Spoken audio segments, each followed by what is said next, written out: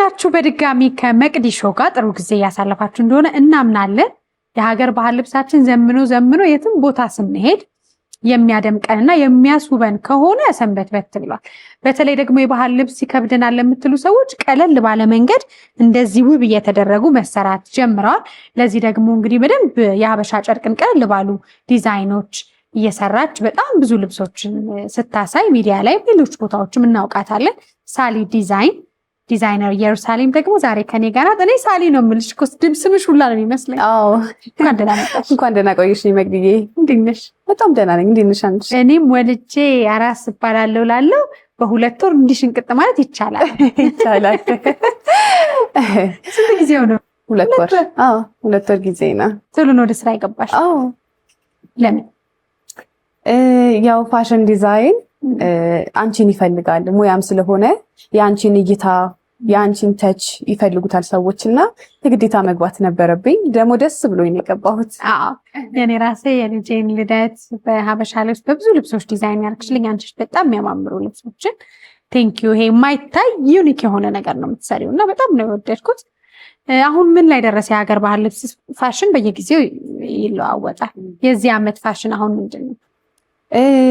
በብዛት አሁን ድሮ የሚለበሰው ዝርግፍ የተለመዱ በደንብ ጥልፍ ያላቸው አይነት ልብሶች ነበሩ።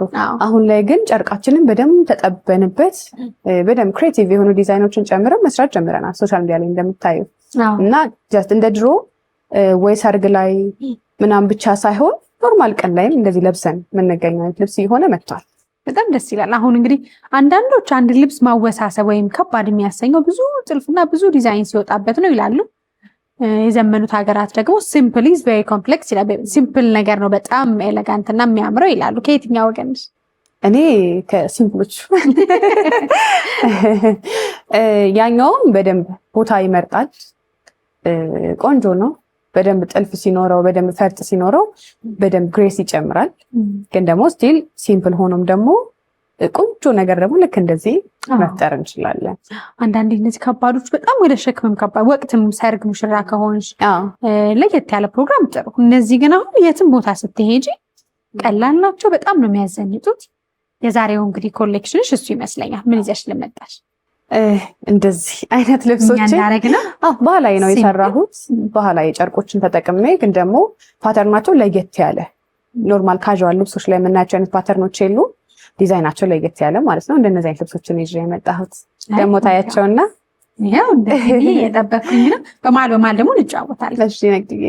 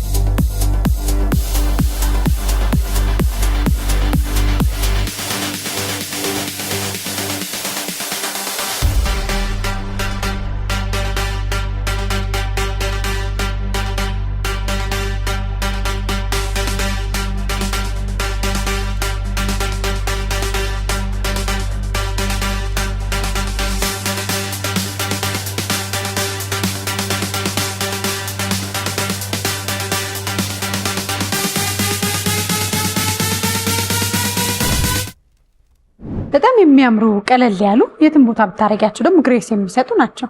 በጣም ጨርቆቹ ሲታጠቡ ምንም አይሆኑም። ያሱ ሰላም የመቅዲ የሚዲያ ዩቲዩብ ቻናል ተከታታዮች እያያችሁ ያላችሁትን እየወደዳችሁት ነው ወይስ? እስቲ ሀሳብ አስተያየታችሁን ከስራ አስቀምጡልን። ታዲያ ሰብስክራይብ አድርገው መመልከት እንዳይረሱ። ምንም አይሆኑም። ባህላዊ በእጅ የተሸመኑ ጨርቆች ናቸው። አሁን ቀለማቶች አሉ። የዚህኛው ዓመት ቀለም ያንቺ እንግዲህ ኮሌክሽን ወዴትኛው ያደላል? የኔ ፌቨራይት ነው ወይስ የዚህ ዓመት? የዚህ ዓመት የራስሽ ፌቨራይትን ያው የምትገልጪበት ነገር ይኖራል። ፒንክ ነው የምወደው፣ ግን ደግሞ ብዙ ሰው ላይ የምወደው ከለር ግን ቀይ ነው አይደል? ቀይ በጣም ያምራል። የኔን ራሱ በአጭር ቀን በነገራችን ላይ በጣም ብዙ ስራዎችን ቶሎ ነው ለሰዎች የምታደርሹ። ከዛ ውጭ ደግሞ ይሄንኛው እንግዲህ እኛም ፕሮግራም በጣም በአጭር ቀን በ3 ቀን በ2 ቀን የተነገረሽ፣ ግን ይሄን የመሰለ ልብስ ካዘጋጀሽ ሰዎች ቀደም ብለው ቢያዙች ደግሞ ብዙ ነገር መስራት ይቻላል። ኦፍኮርስ በደንብ ብዙ ነገር መስራት እንችላለን።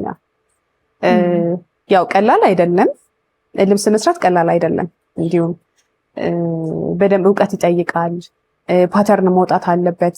ስፌቱ በራሱ ዲቴይሉ በጣም ጊዜ ይፈልጋል። ተጠንቅቀሽ ከዛ ኤቭሪ ዲቴይሎቹን እየሄድሽ ካውያ እያደረግሽ ማድረቂያ እያጣበቅሽ እና ፕሮሰስ አለው እና እያደርን ምግብ ሳንበላ ቀኑን ሙሉ እንደዛ ነው የምንሰራው። በጣም አድካሚ ነው፣ ግን ደግሞ ተሰጦ ከሆነና ከወደድሽው ትሰሪዋለሽ። አንቺ እንግዲህ ሌላው የቤተሰብ ልብሶችን ትሰሪያለሽ አያለሁኝ። በብዛት የቤተሰብ ልብስ ነው የምሰራው። የቤተሰብ ማች ልብስ ነው የምሰራው፣ ግን ደግሞ የሙሽራም ሰራለሁኝ። ግን መጀመሪያም ስነሳም የቤተሰብ ፎቶ ሚሞሪ የሚሆን ፎቶ እንዲኖር በሚል ነበር የተነሳሁት። ምክንያቱም ብዙ ጊዜ የሆነ ልደት ሲከበር ወይም ደግሞ ቫኬሽን ሲካሄድ ምናምን ማች አይነት ነገር ያምራል እኮ የለበሱት፣ ግን ደግሞ ማች ቢሆን ሞር ያምራል፣ ሞር ሚሞሪ ይፈጥራል። ወደኋላ ተመልሰሽ ፎቶ ስታይ ደስ የሚል ሚሞሪ ያለው እና ያንን ታርጌት አድርጌ ነበር የተነሳሁት። የቤተሰብ ልብስ ነው በብዛት የምሰራው፣ ግን ደግሞ የሙሽራም ሰራለው፣ የሚዜ ሰራለው፣ የአጃቢ ሰራለው፣ ማልሰራ አይነት የለም። አይ በጣም ያምራል። በዛ ላይ የተለያዩ ጨርቆችን አያሉ አንቺ ጋር የሀበሻ ጨርቆች አሉ፣ ሳተኑ በጣም በሚያምር ዲዛይን አንቺ መስራት ጀመርሽው። በጣም ያማምሩ ናቸው። አሁንም አለ ወይስ ጨርቆችን አለ? በእርግጥ ግን ደግሞ ምንድነው አሁን ፎከስ አድርጌ እየሰራው ያለሁት ባህላዊ ጨርቅ ነው። ነገር ግን ጅንሶችን ለአንቺ እንደውም ለልጅሽ ልደት ጅንስ የሰራሁት የጅንስ ሙሉ መርሜድ ሆነ ሀበሻ ልብስ በጣም የሚያምረው ከላይ ሙሉ ጅንስ ነው።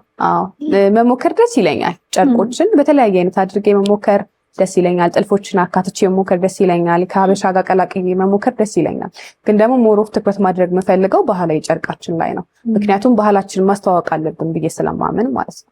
አሁን እንግዲህ ፋሽን ትምህርት ቤትሽም 2 ዓመት ሆኖታል። ብዙ ተማሪዎችን አስመርቀሻል። ከ2000 በላይ ተማሪዎች መጽሐፍ እየጻፍሽ ነው አሉኝና ጥሩ ነው ለዚህ ኢንዱስትሪ ብዬ አምናለሁ። ምን አይነት መጽሐፍ ነው?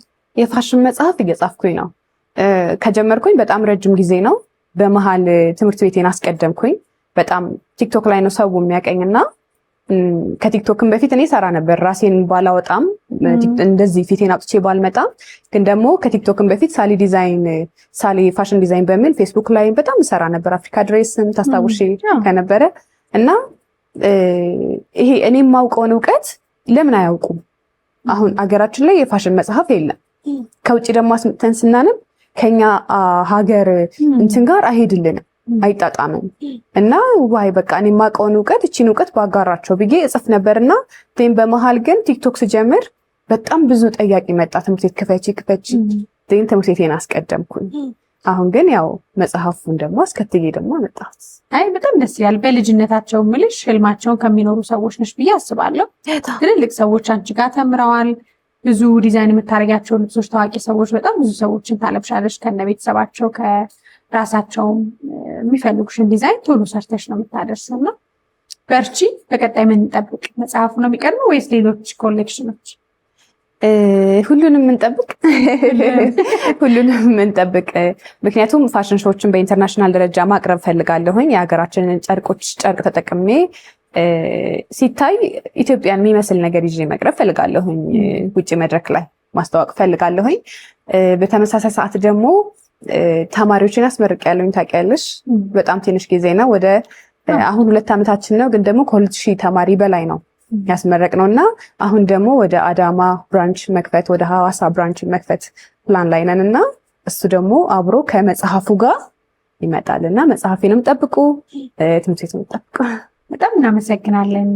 ኢየሩሳሌም ሳሊ ልበልሽ ሁሌ ሳሊ የመድረክ ስሜት ሳሊ ነው። የመድረክ ስምሽ ይሻላል ይቀላል መሰለኝ። ሳሊ ይቀላል። ስለመጣሽ ልብሶችን ዲዛይን አድርገሽ ለመድረካችን ይሆናል ብለሽ ተመልካቾችም እንዲያውሱ አደረግሽ። በጣም አመሰግንሻለሁ። እንግዲህ እኔም በጣም ነው የማመሰግነው አክብሬሽን ስለጠራሽ። ቴንኪው። ሁሌ ደግሞ ዝግጁ ነሽና ደስ ይለኛል። የመጨረሻ ያሳዩንና አብረን እኛም ደግሞ የኔን ልብስ ላሳየን ወደዛ ደስ ብያለሁ። እሺ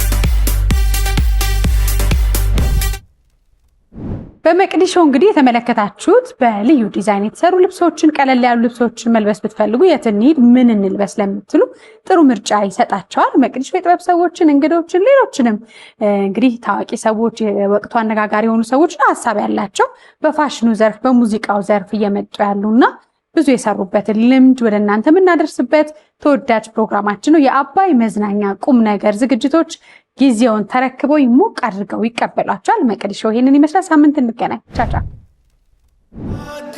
I do good, not